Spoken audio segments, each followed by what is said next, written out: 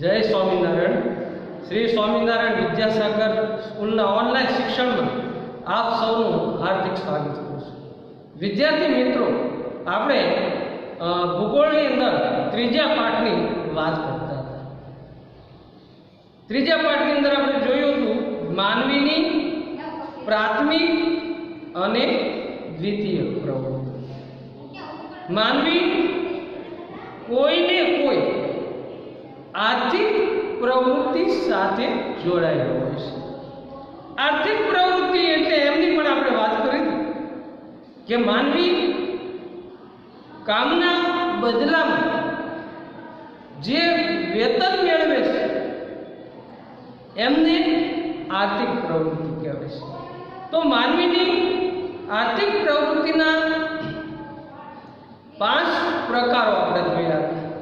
मानवीनी प्राथमिक प्रवृत्तिओ,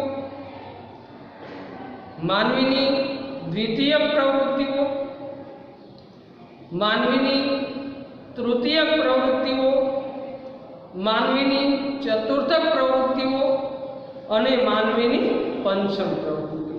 एना सविस्तारथी आपणे प्राथमिक प्रवृत्तिनी वात करी हती के एमां आदि मानवथी शरूआत करी। आदि मानव जे शिकार अने संग्राहक प्रवृत्ति करतो एमने प्राथमिक प्रवृत्ति में समावेश। त्यारबाद खेती, खनन, पशुपालन। पशुपालन ने आपणे 2 प्रकारो जोया हता। अस्थायी पशुपालन एटले के पशुपालक पोताना पशुने लईने ऋतु प्रमाणे घासचारो ज्यां प्राप्त थाय त्यां एक जग्याएथी बीजी जग्याए जाय एने आपणे अस्थायी पशुपालन कहीए छीए। व्यापारिक पशुपालन के भाई पशुपालक कोई बीजी जग्याए जतो नथी पण स्थायी जीवन जीवीने पशुपालन करी अने पशुने पालतू प्राणी तरीके राखी एनी योग्य सारवार करावी, योग्य संवर्धन करी अने वधारे ने वधारे जे दूध प्राप्त करे एमने आपणे विज्ञानिक ढबे जे पशुपालन करवामां आवे छे एने व्यापारिक पशुपालननो समावेश थाय छे।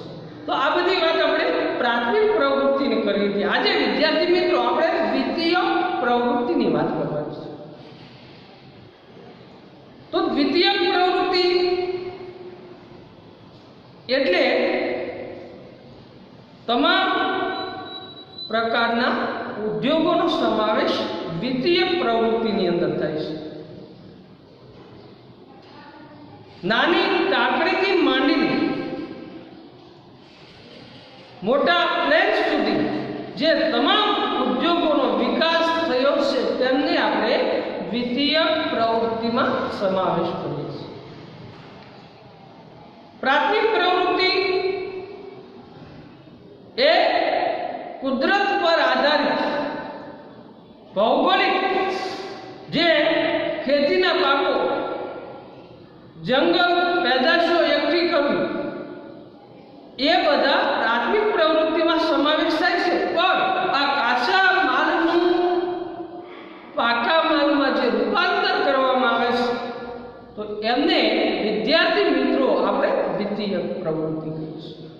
जेम के रूमांथी कापड़ बनाववा, रू ए प्राथमिक प्रवृत्ति खेतीमांथी प्राप्त थाय छे पण ए रूने कारखानामां लई जई अने एनुं जे कापड़ बनाववामां आवे छे तो एमने आपणे द्वितीय प्रवृत्ति में समाविष्ट कर शकीए छीए। एटले तमाम प्रकारना उद्योगोनो समावेश द्वितीय प्रवृत्ति में करवामां आवशे। तो विद्यार्थी मित्रों आपणे जाणीए छीए के 18મી सदी एक औद्योगिक क्रांतिनो समयगाळो गणे छे। ए पहेला વિશ્વની અંદર આવા મોટા પાયાના ઉદ્યોગો હતા, પણ ઇંગ્લેન્ડની અંદર જે ઔદ્યોગિક ક્રાંતિ થઈ, ઔદ્યોગિક ક્રાંતિ એટલે ઉદ્યોગ ક્ષેત્રે નવા નવા યંત્રો શોધાયા અને ઉત્પાદનની પદ્ધતિમાં જે પાયાનું પરિવર્તન આવ્યું એને આપણે ઔદ્યોગિક ક્રાંતિ કહીએ છીએ. વિશ્વની અંદર એનો સમયગાળો ઈસવીસન 1750 થી 1850, 100 વર્ષનો સમયગાળો એ ઔદ્યોગિક ક્રાંતિનો સમયગાળો છે. તો વિશ્વની અંદર એક બદલાવ આવ્યો, મોટા ઉદ્યોગો અસ્તિત્વમાં આવ્યા, કારખાનાઓ સ્થાપવામાં આવ્યા, એટલે ઉત્પાદનમાં ઝડપી વૃદ્ધિ આવી. તો ઇંગ્લેન્ડની અંદર કાપડના ક્ષેત્રે જે ઔદ્યોગિક ક્રાંતિ થઈ, ધીમે ધીમે વિશ્વની અંદર કારખાના પદ્ધતિઓ અમલમાં આવી. રેલવેની શરૂઆત થઈ ભારતની અંદર ઈસવીસન 1853માં. મુંબઈથી થાણા રેલવેની શરૂઆત થઈ. ઇંગ્લેન્ડની અંદર ઈસવીસન 1830ની અંદર લિવરપુલ અને માન્ચેસ્ટર વચ્ચે રેલવેની શરૂઆત થઈ. તો આમ વાહન વ્યવહારની શરૂઆત થઈ. દૂર સંસાર માધ્યમો એક જગ્યાએથી બીજી જગ્યાએ વાત કરી શકાય એમની શરૂઆત થઈ. ટેલિવિઝન અસ્તિત્વમાં આવ્યું, રેડિયોની શોધ થઈ. તો આ બધી શોધખોળોએ દુનિયાને એક સાંકળી બનાવી દીધી. તો વિદ્યાર્થી મિત્રો, આજે આપણે ઉદ્યોગોના જે પ્રકારો છે, મુખ્યત્વે 3 પ્રકારો છે. પહેલું છે ગૃહ ઉદ્યોગ, બીજો લઘુ ઉદ્યોગ અને ત્રીજું મોટા પાયાના ઉદ્યોગ. ઉદ્યોગોના 3 પ્રકારો છે. તો ગૃહ ઉદ્યોગ, ગૃહ કેના ઘર. તો ગૃહ ઉદ્યોગો એટલે કે વ્યક્તિ પોતાના ઘેરે રહીને જે ઉદ્યોગોમાં કામ કરી શકે, એટલે કે પોતાના જ ઘેરે ઉદ્યોગને સ્થાપી શકે, એમને ગૃહ ઉદ્યોગ કહેવાય છે. આજે પણ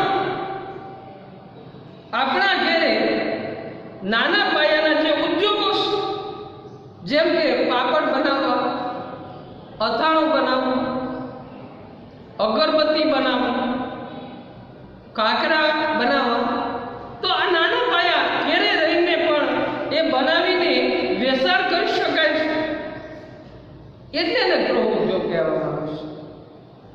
એમાં મજૂરોની જરૂર હોતી નથી, મોટા યંત્રોની જરૂર હોતી નથી. આ ઘેરે બેસીને આ ઉદ્યોગ સ્થાપી શકાય છે. બીજું લઘુ ઉદ્યોગ એટલે કે ગૃહ ઉદ્યોગ કરતા મોટા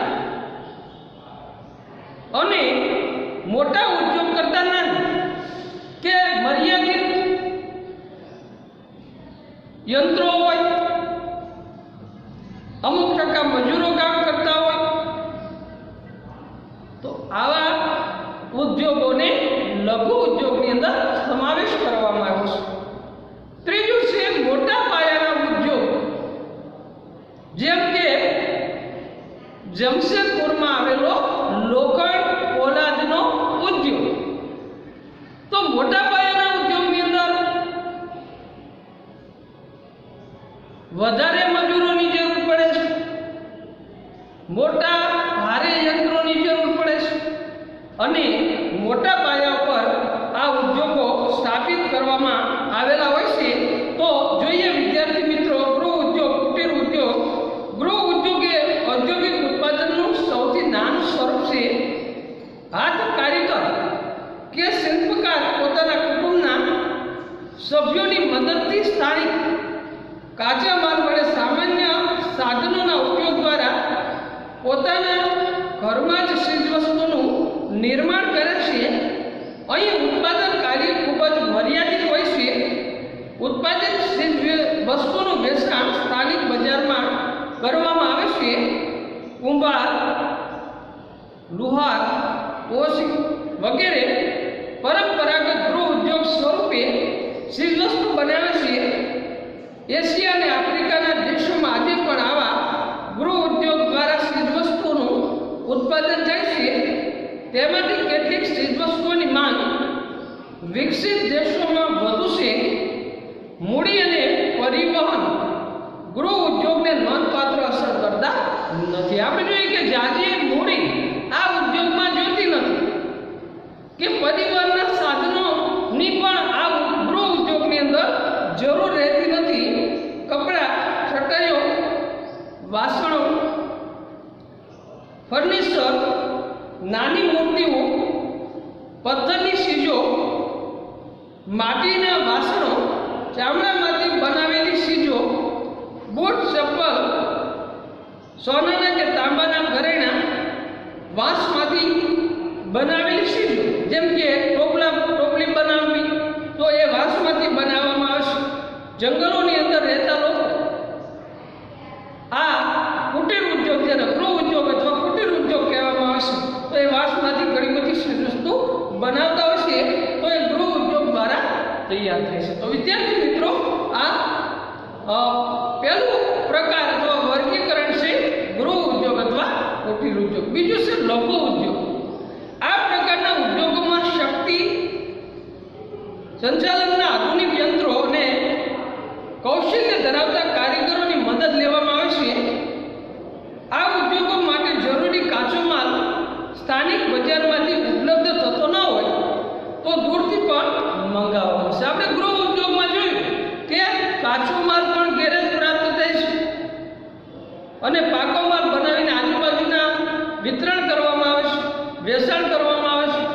જ્યારે લઘુ ઉદ્યોગની અંદર જો કાચો માલ સ્થાનિક બજારમાં ઉપલબ્ધ ન હોય તો દૂરથી મંગાવવામાં આવશે. ગૃહ ઉદ્યોગની તુલનામાં ઉદ્યોગ કદમાં વિસ્તૃત હોય છે. રોજગારીની તકો અહીં વધારે હોય છે જેથી સ્થાનિક લોકોની આવક વધે છે. ભારત, ચીન, ઇન્ડોનેશિયા અને બ્રાઝિલ વગેરે દેશોમાં લોકોની રોજગારી વધે તે માટે આ પ્રકારના ઉદ્યોગોના વિકાસ માટે સ્થાનિક સરકારો પ્રયત્નશીલ રહેશે. ચીન અને ભારતમાં કાપડ, રમકડા, ફર્નિચર, ખાદ્ય તેલ અને ચામડાનું સામાન વગેરેનું ઉત્પાદન એ લઘુ ઉદ્યોગના એકમો દ્વારા થાય છે. તો આ બીજો પ્રકાર છે લઘુ ઉદ્યોગ. ત્યાર પછી ઉદ્યોગોના પ્રકારમાં ત્રીજો પ્રકાર છે મોટા પાયાના ઉદ્યોગ. ખૂબ જ મોટા પાયા પર આ ઉદ્યોગો જોવા મળે છે. આ પ્રકારના ઉદ્યોગો માટે વિસ્તૃત બજારો, જુદા જુદા પ્રકારનો કાચો માલ, ઉર્જાના સાધનો એટલે કે ઇલેક્ટ્રિક સાધનો, કુશળ કારીગરો, વધારે મૂડી, ભારે યંત્ર સામગ્રી, પાકા માર્ગો, રેલ માર્ગો, વીજળીની પ્રાપ્તિ, પાણી, બેંકોની અને વીમાની સગવડ વગેરેની જરૂર પડે છે. લોખંડ, પોલાદ ઉદ્યોગ, પેટ્રોલ રસાયણ ઉદ્યોગ, ઓટોમોબાઈલ્સ ઉદ્યોગ. ઓટોમોબાઈલ્સ એટલે કે જે વાહન વ્યવહારના જે સ્પેર પાર્ટ પ્રાપ્ત થાય છે એ બનાવવા માટેના ઉદ્યોગો, સિમેન્ટ ઉદ્યોગ વગેરે મોટા પાયાના ઉદ્યોગો ગણવામાં આવે છે. અહીં વ્યવસ્થા તંત્ર એ ઉચ્ચ મૂલ્ય આધારિત જટિલ પ્રકારનું હોય છે. અહીં ચીજવસ્તુનું ઉત્પાદન વધુ માત્રામાં થાય છે. ઉત્પાદનની ગુણવત્તા અને વિશિષ્ટકરણ પર વધુ ધ્યાન આપવામાં આવશે. ઉત્પાદનોને વેચાણ અર્થે દૂરના વિસ્તૃત બજારોમાં મોકલવામાં આવે છે. ઔદ્યોગિક ક્રાંતિ પછીના વર્ષોમાં આવા ઉદ્યોગોનો વિકાસ વધુ થયો છે. વિશ્વના ઘણા દેશોમાં આ પ્રકારના ઉદ્યોગો પ્રસ્થાપિત થયા છે. તો વિદ્યાર્થી મિત્રો, પરીક્ષાની અંદર ડી સેક્શનમાં ઉદ્યોગોનું વર્ગીકરણ સમજાવો એવો મોટા ભાગે દર વખતે આ પ્રશ્ન 3 માર્કની અંદર આવે છે. તો ગૃહ ઉદ્યોગ, લઘુ ઉદ્યોગ અને મોટા પાયાના ઉદ્યોગ, આ 3 એમના પ્રકારો છે. તો આ પ્રકારોને આપણે વિસ્તૃત રીતે ગૃહ કાર્યની અંદર લખી નાખશું. અહીંયા પાકી નોટબુકમાં પણ સારા અક્ષરે આનો સ્વાધ્યાય લખશું. તો આ પાઠના અંત તરફ આપણે જઈ રહ્યા છીએ કે આમ અહીં માનવીની પ્રાથમિક પ્રવૃત્તિમાં ભૌગોલિક તત્વોનું પ્રાધાન્ય, આપણે પ્રાથમિક પ્રવૃત્તિ જોઈ કે ભાઈ માનવીની જે પ્રાથમિક પ્રવૃત્તિઓ એ તમને હવે સમજાયું છે કે એમાં ભૌગોલિક તત્વો એટલે કે જંગલો, ખેતી, પશુપાલન,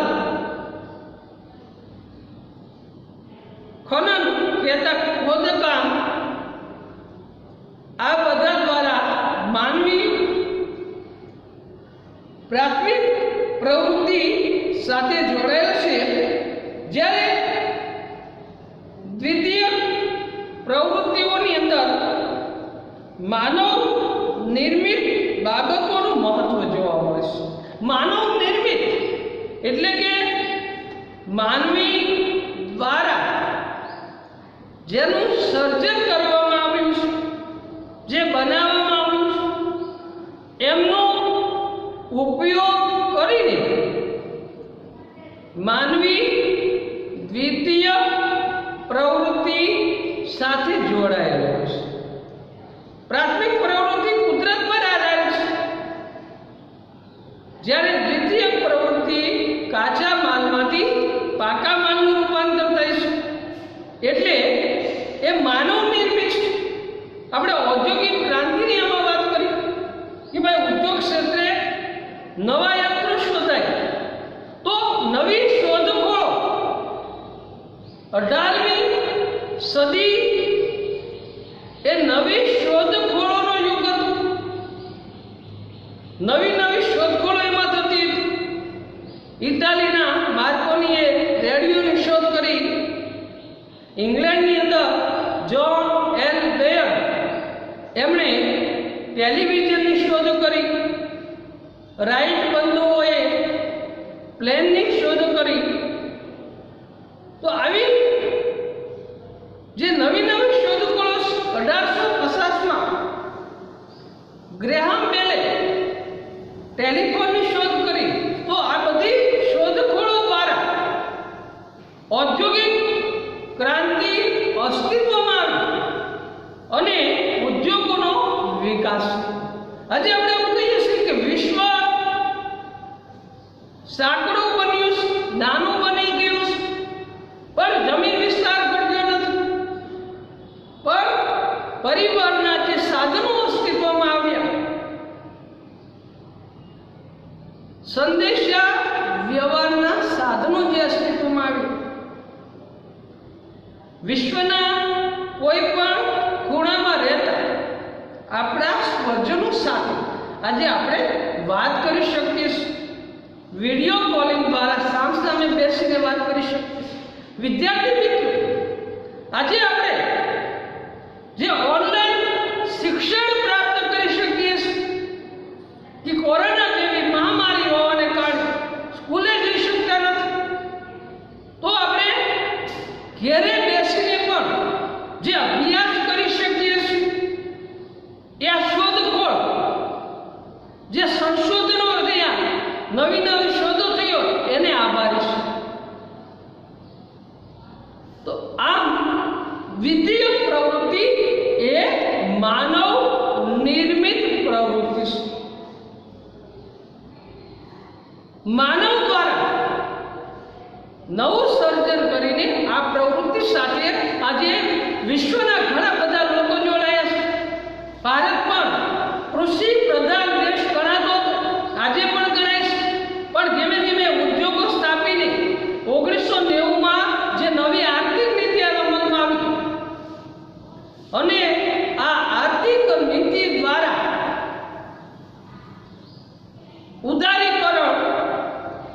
વૈશ્વિકીકરણ અને ખાનગીકરણ જે અમલમાં આવ્યું